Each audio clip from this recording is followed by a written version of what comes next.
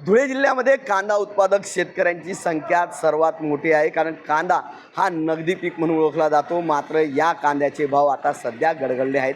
आपण धुळे कृषी उत्पन्न बाजार समितीमध्ये आलो आहोत आणि आपण जर बघितलं तर धुळे कृषी उत्पन्न बाजार समितीमध्ये यंदा कांद्याची आवक ही कमी झालेली दिसते. एकीकडे कांद्याची आवक कमी झाल्यानंतर त्या ठिकाणी भाव वाढत असतात. मात्र कांद्याचे आवक कमी झाली असली तरी कांद्याला अवघा 1000 रुपयापर्यंत क्विंटल मागे दर मिळतो आहे. त्यामुळे शेतकऱ्यांनी नाराजी व्यक्त केली आहे. एका एकरला साधारण 40,000 रुपयापर्यंत कांद्याला खर्च लागतो. त्यात मजुरी असेल, लागवड असेल, बियाणे असतील, त्याचबरोबर वाहतूक खर्च असेल. असं असताना मात्र कांद्याला अवघा फक्त 1000 रुपये क्विंटल दरापर्यंत भाव भेटत असल्याने शेतकऱ्यांनी नाराजी व्यक्त केली आहे. मोठ्या काबाड कष्ट करून या ठिकाणी कांद्याची पेरणी केली जात असते. मात्र कृषी उत्पन्न बाजार समितीमध्ये मात्र कांद्याला भाव भेटत नसल्याने शेतकऱ्यांनी नाराजी व्यक्त केली आहे.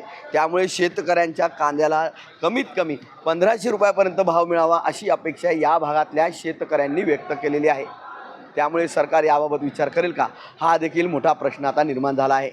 मनीष माथोळे, TV9 मराठी, धुळे.